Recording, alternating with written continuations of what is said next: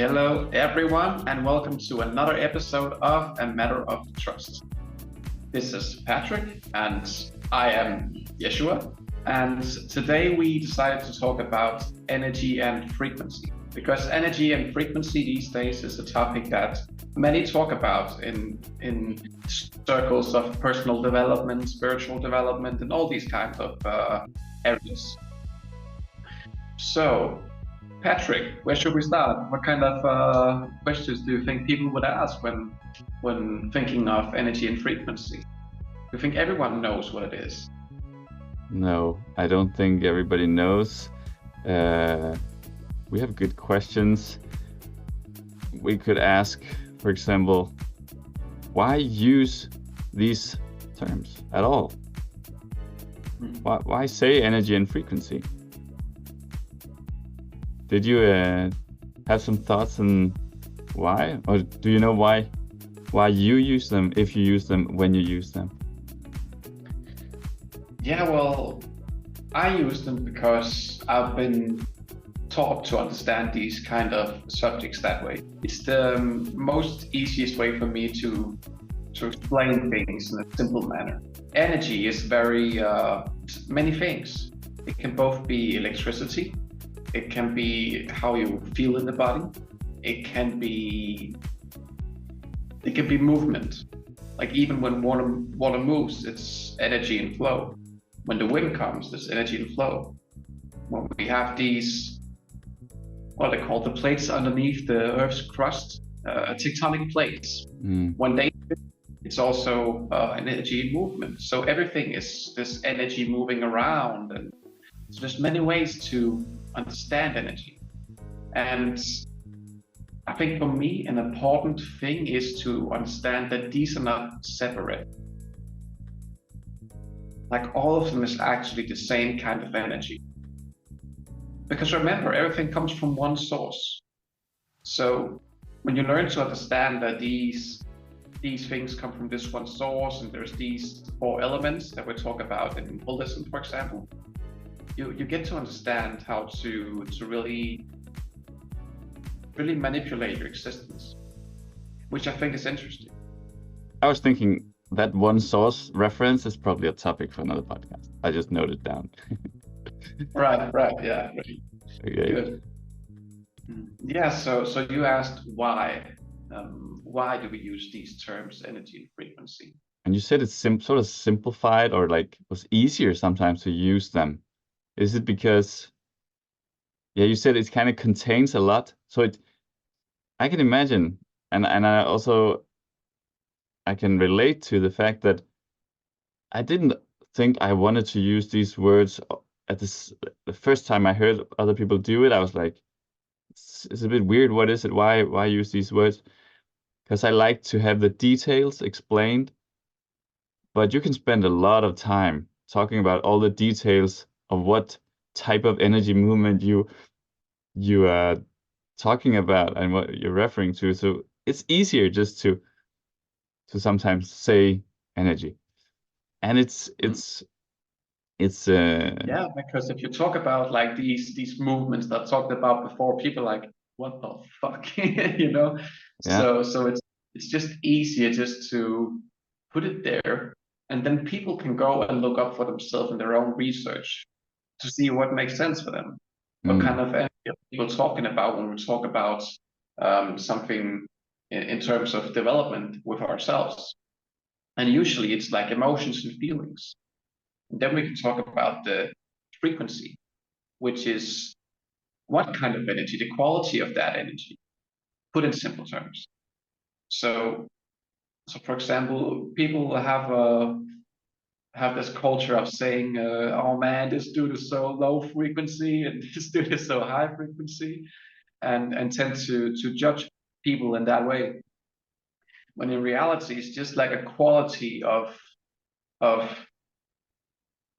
how you're feeling in a moment. And it's not like those people that in one moment is on a low frequency kind of state is it's not high vibe. It's because when life goes by and you live in a way where you constantly move, you constantly connect with yourself, and you find out what's valuable for you, and you cultivate that. You will have these kind of different stages of feeling good, feeling really good, feeling like hugging your pillow, and like these different states. But it's all the way I see it, a way of balancing out on a standard level. So you have like a standard level, you have like a baseline, and you're constantly fluctuating with your emotions and feelings between this. And the frequency is kind of where on that fluctuation you are. It's also for you and me, there would be different exposures to these words and how much we have heard them and how we are used to them. But what I like, I know that I like that you said that it can be an expression of a current state. So it's not, a person is not one thing or the other, but you can have a lot of moments at a certain frequency, and then you can seem like you're all the time that, but things are changing. And yeah, sometimes when other people are saying, oh, my emotional state is like this, or it's changing like this and that, one person can say that, and another person could be saying, oh, my frequency was like this, and then it was like that. And these two people could actually be talking about the same thing. I realized there are many examples like this. I also I taught myself, or I got used to not saying that the one expression is better than the other. We can stay open toward vocabulary, ways of describing. We are humans trying to understand this complex world. And we tried with science, we tried with philosophy, and then and religion being, I guess, part of that. And we always been trying. There will be different expressions, there will be different words, and frequency is something science used and is using still, and maybe more about more things. And energy too is something science used, a word that and for more things. And there was at some point, maybe Einstein said, everything is energy, right? And it's just a matter of how it changes. And then the philosophy, old scriptures and philosophy also talked into these things. And now it's very, very widely used, both by people coming from science, the traditional science world, and people coming from a more faith-based, spiritual, philosophical. I don't know. It can come from many places, but they're sort of meeting. So it's to me it seems demystifying itself. The more I encounter it, I come from a sort of science engineer based background a little bit, but so I had a lot of, I don't know, my logical skepticism, but it turns out that things melt together. Enough exposure to different people with different backgrounds, we can realize that, hey, people are talking about the same thing here.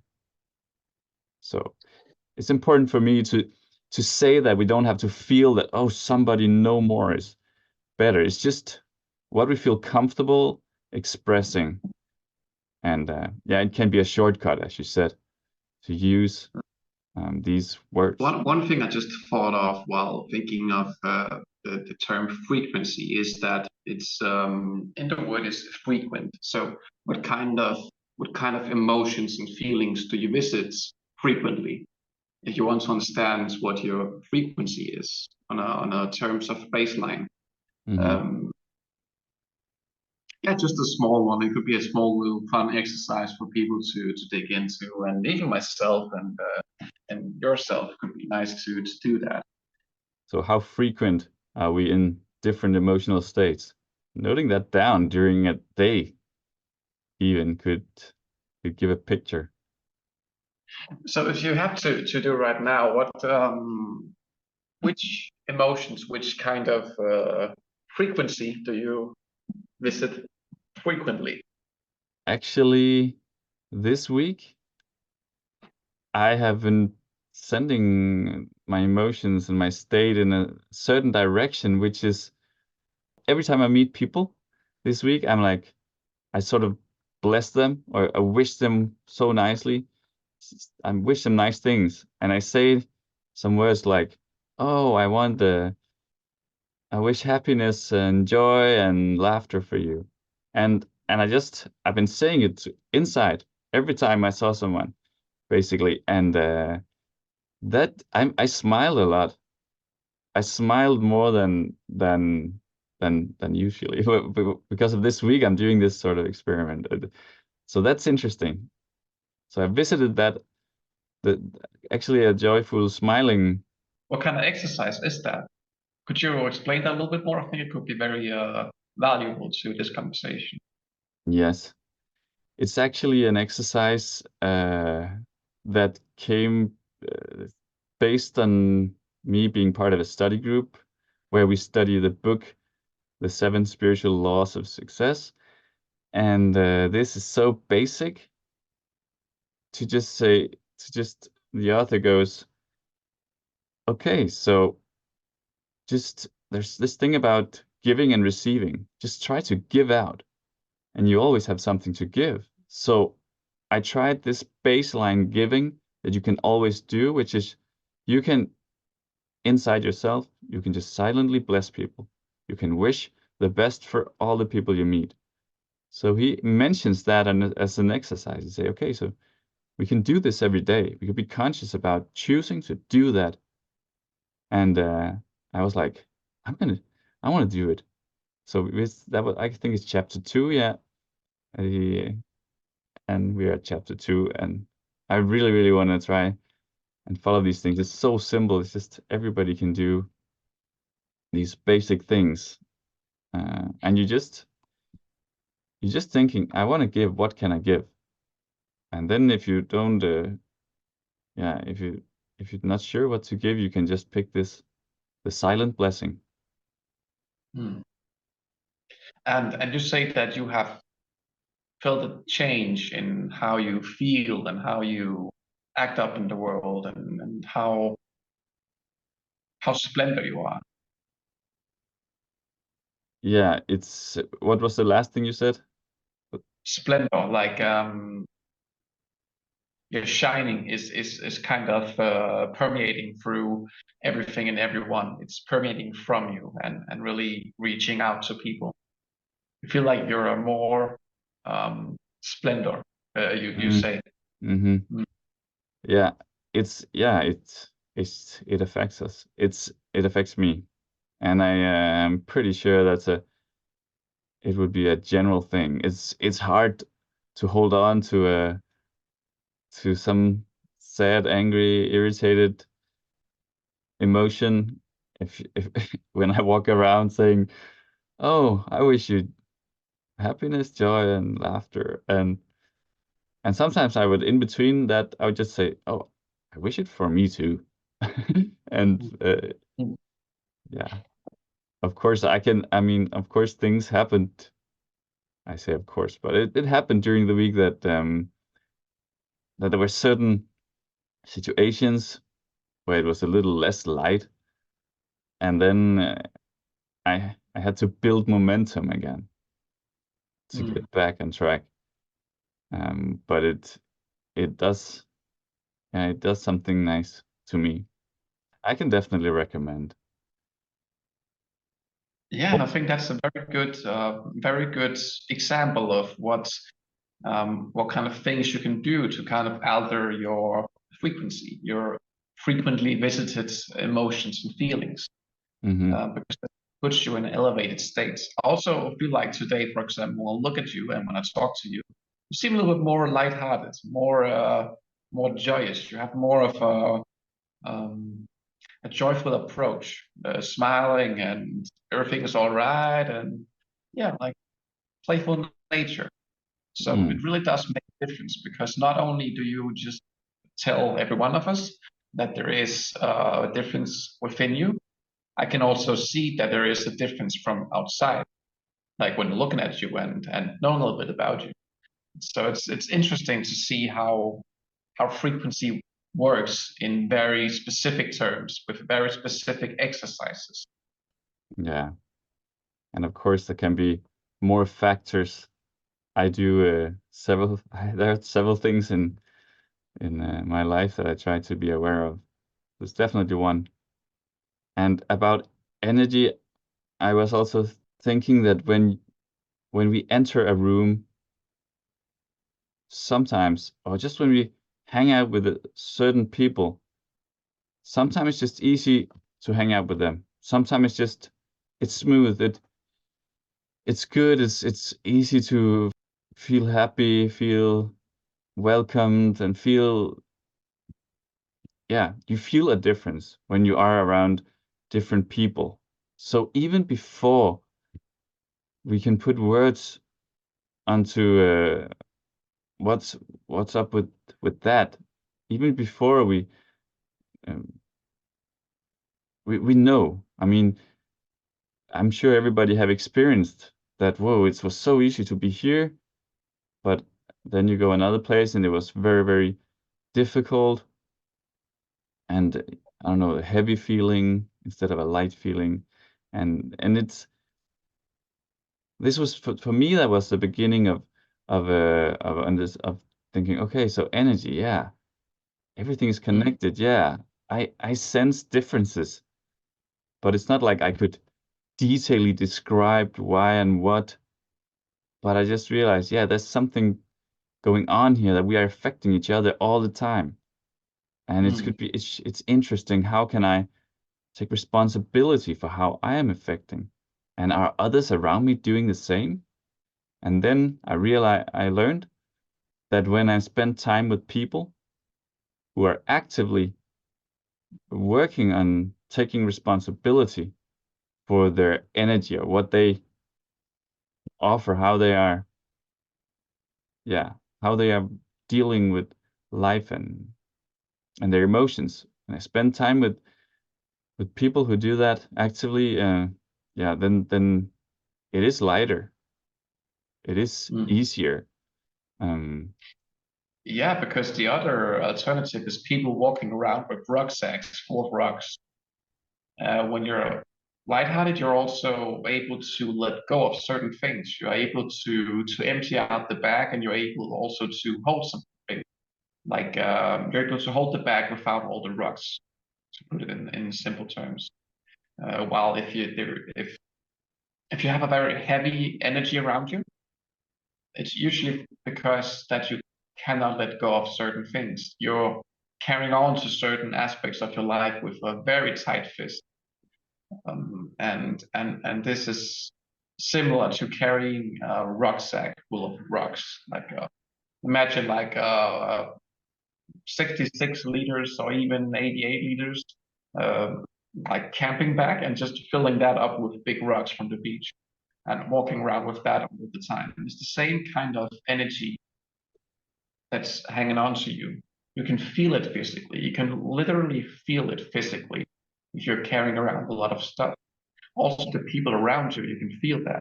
This last week, for example, there's been visit where I live right now. You can see that they're carrying a lot. They're not letting go a lot, and you can feel that too. So the expression in that energy is also something that you can physically see on these people. It's really incredible to see these kind of differences. And as soon as they leave, they just left today actually. There's a certain light-hearted energy now, because all the people in the room now believes in something a little bit above the ordinary. You can feel that. When people don't believe in that, they're not willing to let go of their old beliefs, and they kind of hang on to this rucksack. It's remarkable how similar it is, the physical aspect and the energetic aspect of it. You can feel it. And when you say above the ordinary, it's not like you're judging them to be below. It's more like you you experience an average, and they seem an average that you like maybe, and they seem to. It's just that they usually when I coin it like that, when I term it like that, it's a way of saying that they they probably don't believe that what is nearly too good to be true is actually true for them. It's just a simple expression of that. Because, well, they choose their own life themselves, and I respect that, however they live. I do not judge that. Um, also, I'm aware when people are not following their heart's desire because it's clear. Again, like you can feel it physically and energetically. It's the same thing, and you can kind of put those two things together and see that there is a correlation between those two. I also experienced that both for myself and towards others, like someone could tell me about their truth, or a truth or idea that things are possible, something is better, and then I know I've been doubting it, like you just said that, you just saying that, really, that sounds a bit crazy.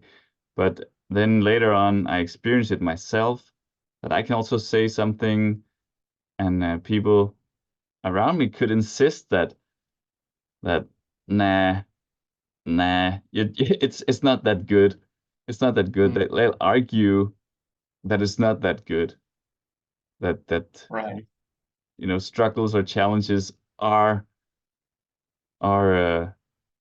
really that. I don't know. Yeah, they can just decide to have a focus. They don't want to switch focus, and I've been there myself, that I didn't want to switch focus because nobody's going to tell me how to think or how life is. So I've been holding on also to some things, but then over time I also see that I let go of these things, and that's why I know this journey uh, for all of us is different. And I'm not gonna I'm not gonna lock someone in this sort of state. I'm not going to judge and say you're going to be there forever. You're never going to change, because I know myself that I had felt stuck or been a bit stuck, and then suddenly I was ready to change, and then I moved. So this is interesting, and this potential. There's always this potential lurking or uh, ready whenever we are, and it can come out in us. Yeah, and it's so important to mention that because when we I've often heard that phrase actually, that these people are not going to be anything, and even from people who's trying to achieve something, and it's such a pity to put it like that because it's a lack of perspective somehow. It's not seeing the whole picture because people can live a whole life like they do right now, where they're not fully in contact with the heart's desire. And that may actually be the best solution for them right now. I believe in reincarnation, for example. So imagine that they come back with that memory that I spent a whole life doing absolutely shit and eating nuggets. Imagine having a whole life of experience, remembering that and having a new life to do a new take upon that. That must be empowering. So, there's many different approaches to it. Sometimes it's just very meaningful to do it like that. We cannot know for sure. I mean, just because we are where we are and have the knowledge and wisdom that we have, it doesn't give us the right to judge others for not understanding the same things. It makes it so much more easy to not judge, knowing that everything is not in your palms all the time.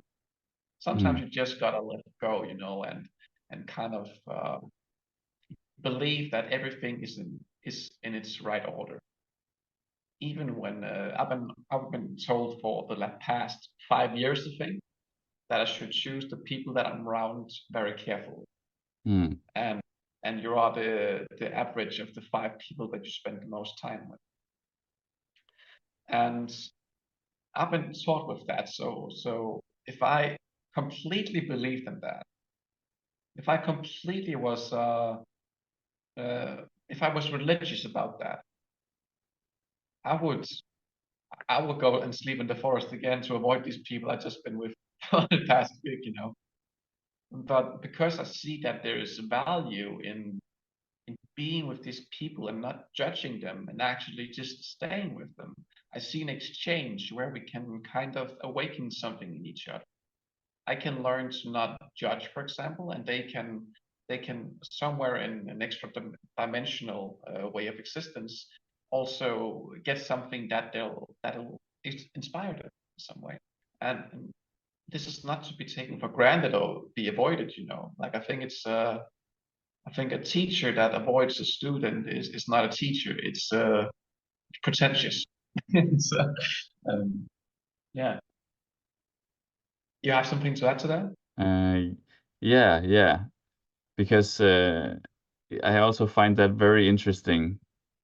And first, I want to add to this idea of reincarnation, or actually reincarnation or not, whether you believe it or not, you can explain the same thing and it still works, because I'm not used to thinking in reincarnation, but I'm used to thinking the similar thought that I cannot judge. I should not judge other people because I don't know what they come with. And you can believe that they come with something from previous lives, but you can also just believe that people come with something from their current life or since birth, and you don't know exactly what it is. It's a mix of so many factors.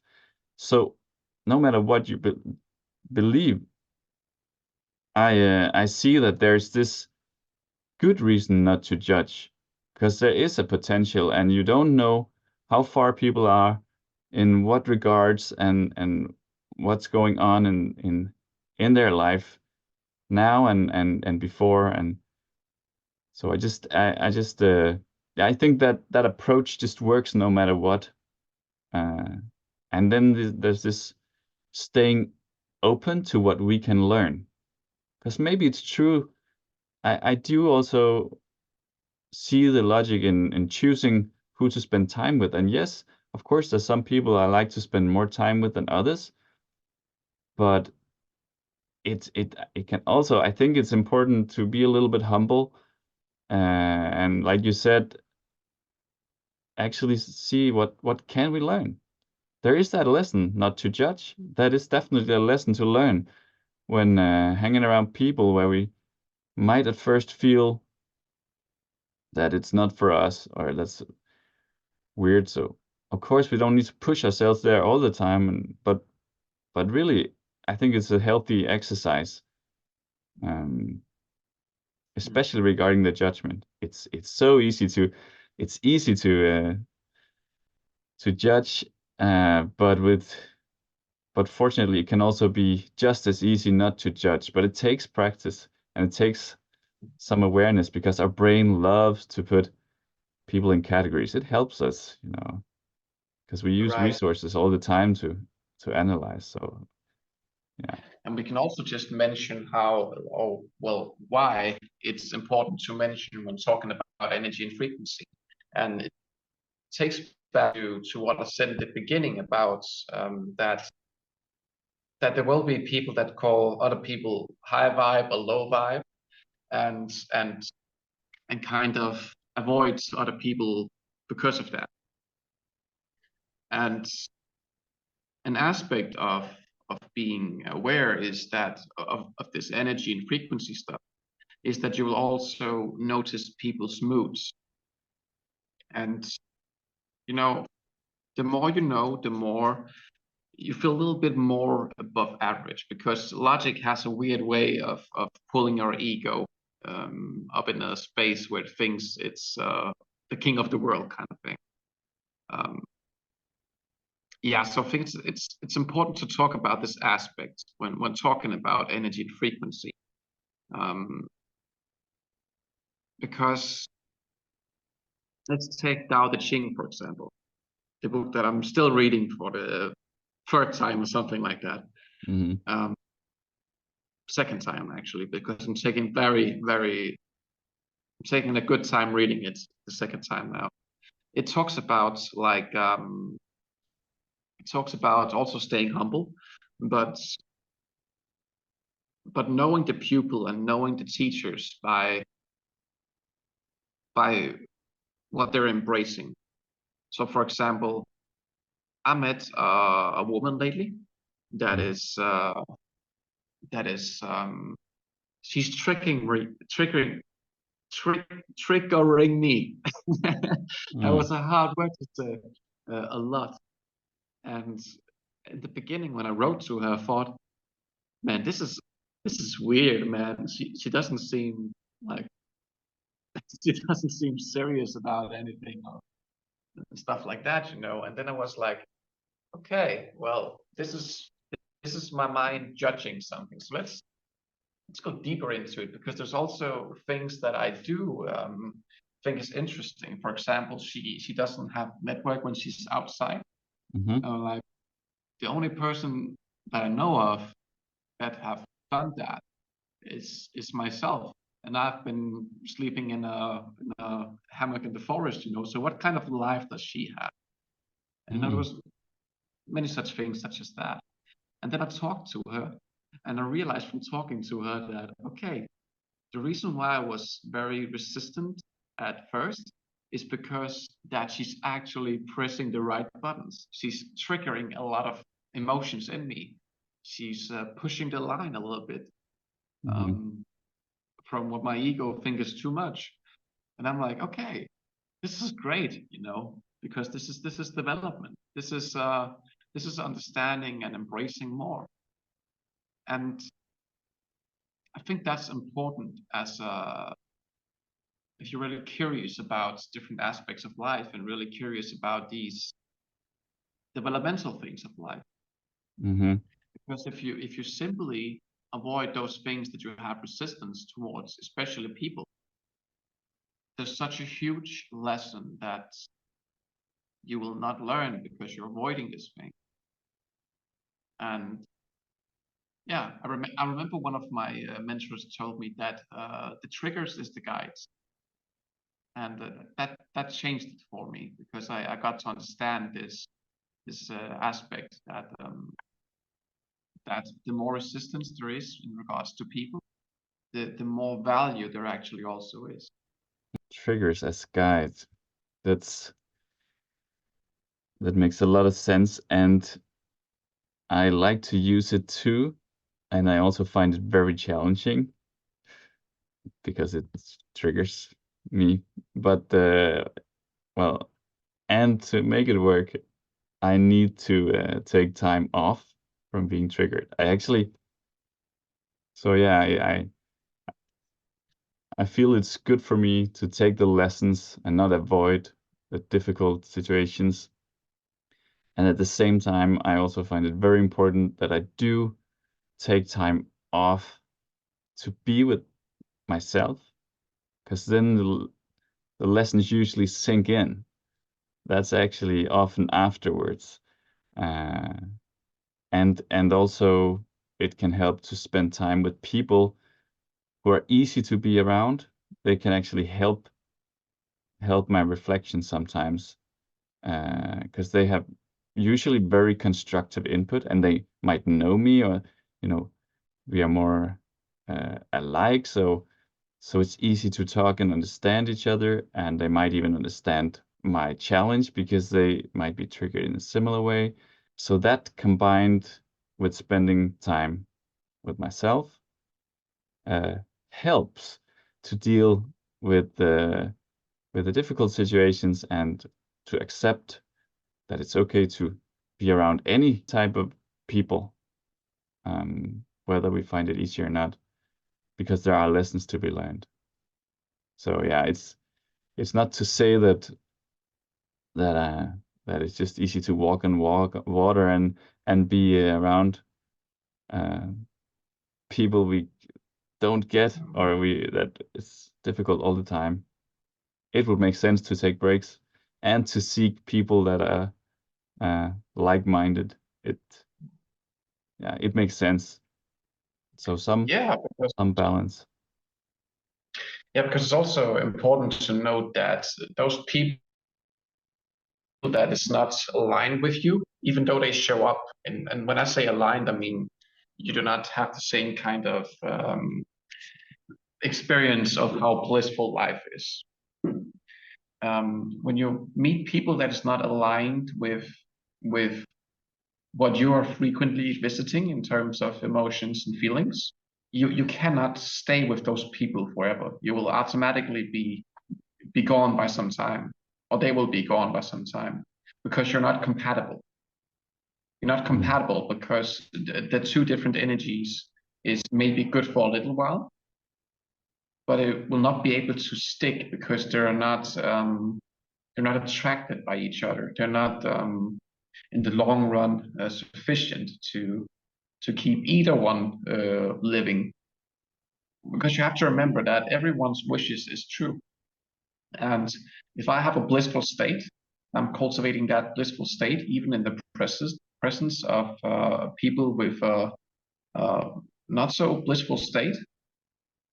They'll still have their own state of being that they will prefer and they will feel compatible with. So yeah, you can safely dive into these relationships, these deeper aspects of life, these deeper connections with people, and you can be sure that it's not going to last forever. Like, it's going to pass eventually. It's going to come change, and it's not like you're lost or you're dumbing down to become something lesser than you are. It's not like that at all. It's just like you said yourself, it's a lesson to learn and to experience at least. I like that you say that, yeah, it's not, I mean, we are affected by our surroundings, but once you have learned something about life and what is possible in life, once you gain some consciousness and awareness about possibilities, you cannot really unlearn it. That's a beautiful thing, that people cannot take away your life lessons. And this is what we can remember when we feel challenged. And then if we have doubts, then we can remember, hey, okay, I'm still me. And okay, the situation now maybe is challenging me, but I still have all this with me that I know that I can do. And then as I experienced, just like you said, um, uh, people come into our life and go out of our lives, and it can change, and it will change automatically, because it cannot last forever if it's not, if we're not aligned with people, if we don't go in the same direction. It's not that one direction is wrong and the other is not. It's just that we go in different directions. It's different priorities, different lessons. So letting go of the need for everything to stay the same makes that a lot easier. So what do we have as the next question regarding energy and frequency? I would say maybe a little bit more into how it affects us and what we maybe can do. Yeah, I think what we can do is an important one to have. I think we deep dived into how it affects us.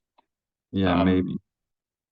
Yeah, I mean, we can also mention that, of course, that when you feel like this rucksack of rocks around you, you can kind of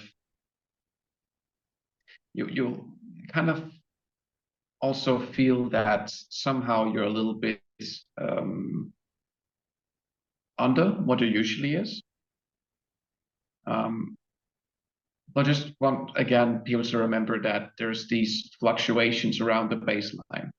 And it might be somewhere down here underneath the baseline instead of above the baseline. So it's just an important thing to just mention very quickly. But essentially, I think what we can do and how we can confront this aspect is awareness, essentially, being conscious about what is present, being conscious about, now we mentioned lessons, for example, but also these, like you're reading the 7 spiritual laws of success, and remember those kind of things, these kind of mechanisms that is within the universe as a whole. Remember that there's nothing happening to you just because you're seen as a disgrace. The only one that would allow that ever to happen should be yourself. Would be yourself. And you may have learned this. You might say, well, my daddy says I'm miserable, or my mom says this and that, or my siblings say this and that, but this is just what you have learned from them, you have to remember. And they have probably learned it from someone else. So it all goes back to, okay, well, the only one you can take responsibility for in reality is yourself, because you yourself is everything around you and everything that you experience. And the moment you change, everything changes. Well, at least the moment you realize, everything changes. And consciousness, awareness, it's I agree, and I also think it can be a difficult place to start. I remember I heard of another place to start if awareness and consciousness seem abstract, and then it automatically probably will start to combine because we grow in awareness over time, I think. But there was this some author. I just remember he said that he learned from some old scripture. I think it was in, I don't know, maybe Sanskrit, but old text, old writings, that there were free path toward a good state, a blissful state maybe, or well, just free good path to take in life. So one was being, one was just being with the now, I guess, like being, and the other was consciousness, being conscious and increasing that, and the third was sort of bliss or rapture, I think he said, and he also, after finding out about these concepts, he was like, I'm not exactly sure how to just be all the time. What does that mean? And then he said, and I'm also not exactly sure how to be just conscious all the time. It's also a bit, can I do that? But then there was the bliss or the rapture, like going for what brings you excitement in life and enthusiasm. And he was like, okay, I know that one. I know when I feel excited. I know when I feel enthusiastic. So I'm going to start there. And that really spoke to me because when I started diving into, exploring life and understanding all these complex aspects, then I think it was difficult to understand some of the concepts, and it was difficult to live by them. But I took that into me, and I said, okay, enthusiasm, and just what brings me joy. I can go for that. So I wanted to mention it because I personally think that is worth having an easy, tangible place to start, and then consciousness comes as this extra layer that is always there, playing a part, but we can start to see, we can start to understand consciousness when we get curious about it. Yeah. It's a really great example because I've never heard it before. Now listening to it, I realized that the thing that I've been really good at is the being part, the conscious part. These have been very easily accessible to me. Like doing the things I love is like like doing the things I'm most excited about doing has been somehow more or less suppressed in my case. Mm-hmm. And the being part has been more extraordinary. Very interesting. So yeah, I guess that is a very good thing, that example you gave right there, because you can come from many different angles, many different places, you know, and it can be very different. So can you? I'd love to hear you expand a bit upon how you experience the being part, since you said that might be where you felt Yeah. So something. so I've always had very easy accessibility to being. I have a very natural way of being an actor. I actually, I feel like I'm born to be an actor in reality. And so it just feels like a natural part of me. I just heard today that there's usually the thing that we are best at is the thing that we also we do not see, because it's so natural to us that we kind of just we don't think about it. Mm-hmm. It's just what is most splendor about us, you know, which is why sometimes it can be hard to find that purpose of yours in life, because you're actually so good at it that you just tend to forget it. I mean, it's Mm-hmm. just a natural tendency within you. Um, so for me, it's been easy to me to tap into being. So okay, well, I'm entrepreneurially oriented, so I want to start a lot of stuff with people and kind of help people a lot. Okay, well, that requires a certain being. And then I start to think about these qualities that being has and how it feels like to be that being. And then I just step into that, and I take an action, and then I take another action and another action. And even if it's sometimes I fail at taking the so-called right action, I then just connect with that energy again and I keep on building on it. You cannot lose the consciousness you already have gained.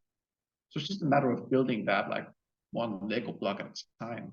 Like your Lego house will not be ruined unless you kick it or throw it around or pull it apart, you know, like it cannot. So that's how that's I think it's a case of that, like natural tendency of mine.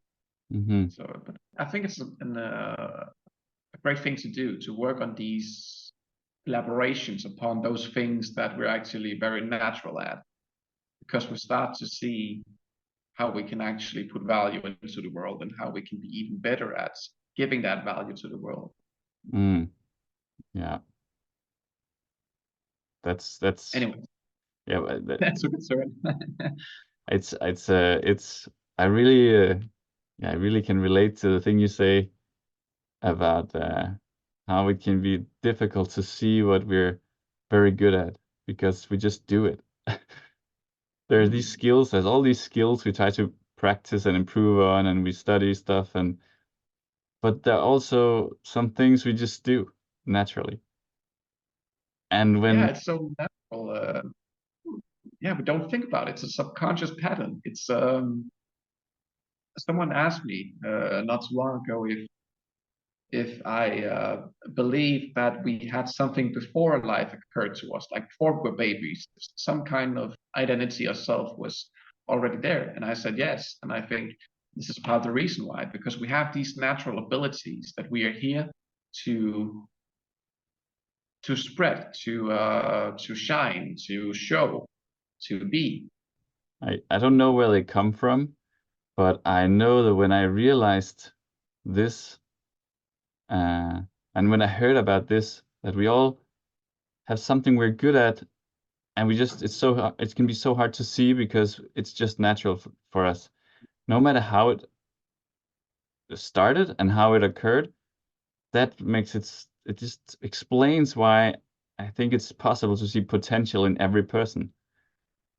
Especially when I learned it makes so much sense that people cannot see it themselves all the time.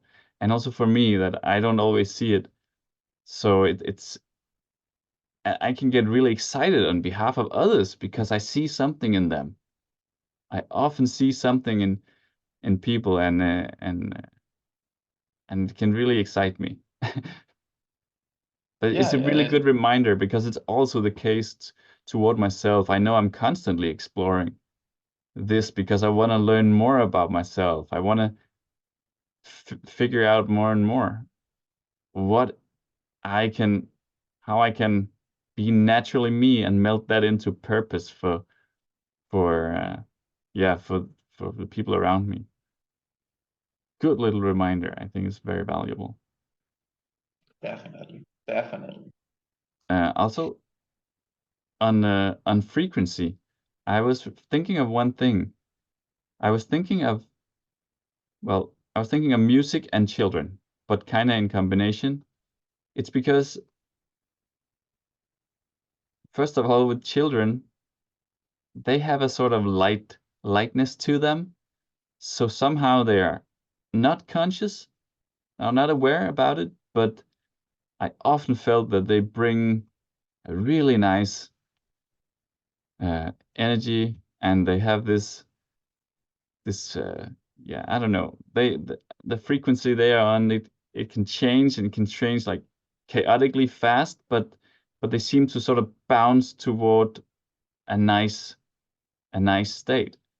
Uh, and then I also remember learning that children, they often prefer, for example, music that is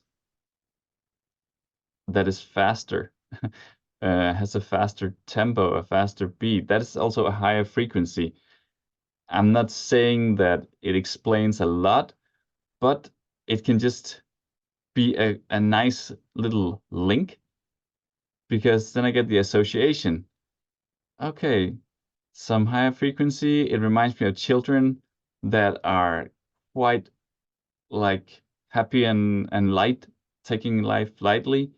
Uh, so it can really be the reminder that brings me back to that lightness sometimes.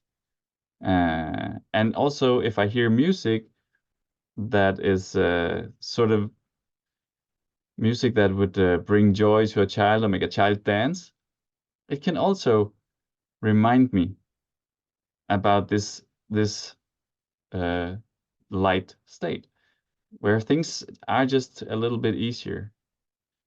I do. I'm not gonna say that we should always put music with fast beats on it, because sometimes I feel really, really good listening to slow uh, background instrumental classical music. That can be so nice also, for example, and I can be in a good state with that. But it's a good trigger for my that children and music. It reminds me of something good.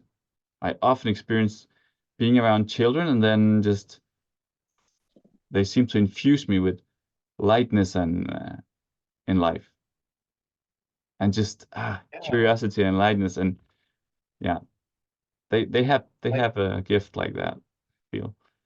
I mean, we all have that gift, you know. It's just when we grow up, we have all of these paradigms programmed into our being from we're 0 to about 7, and actually more in some cases, much more in some cases.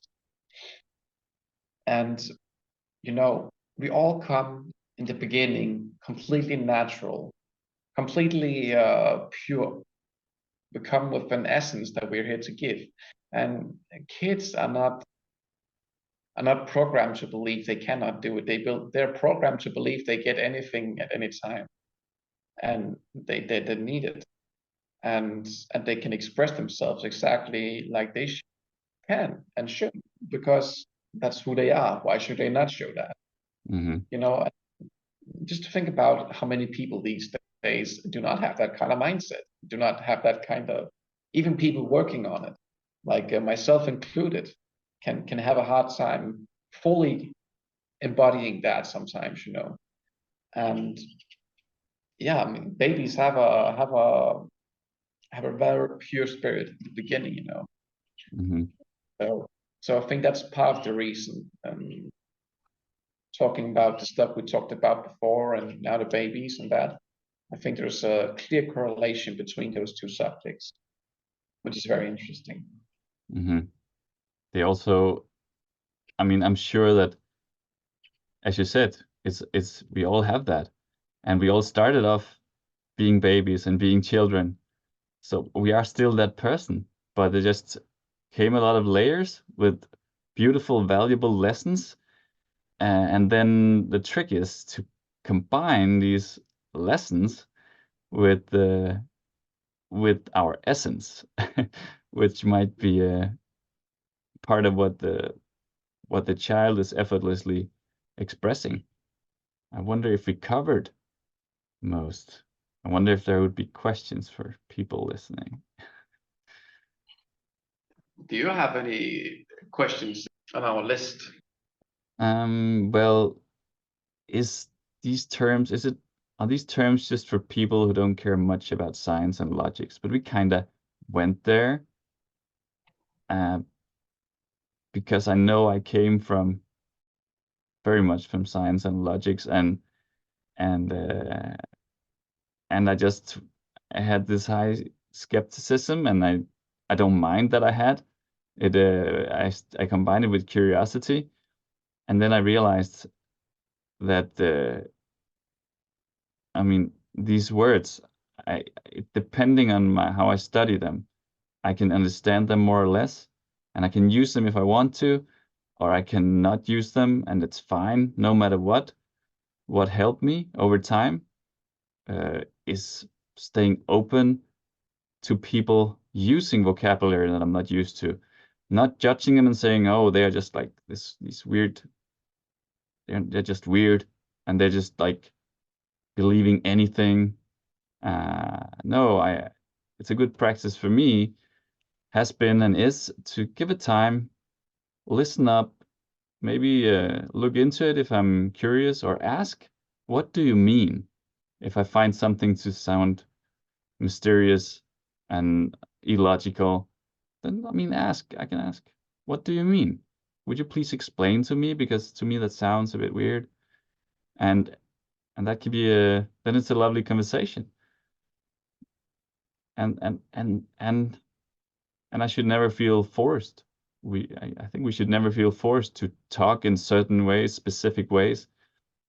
But this episode today, I think it can shed some light on the fact that they are just these words. They are just a way of looking at life. I see it as a demystification, and I find that very valuable. And I think that I think we're doing that with several topics, demystifying it. 100%. I feel the same way, that this is a demystifying experience of exploration into these kind of esoteric topics, also topics that is actually today very common. Like at least in the circles that we walk, we get to hear all of these kind of topics all the time that we're talking about. So I think there's a big audience and platform for it today. There's many ears listening to this kind of stuff because it's just the right time on Earth right now to do so. In our development as a human species, I think so. I think we win all around. Yeah, that was good. I will wrap it up by saying thank you very much for the conversation, Yeshua, and to all of you listening. It's a pleasure, no doubt about that. I'm Patrick, and this is a matter of trust. Peace.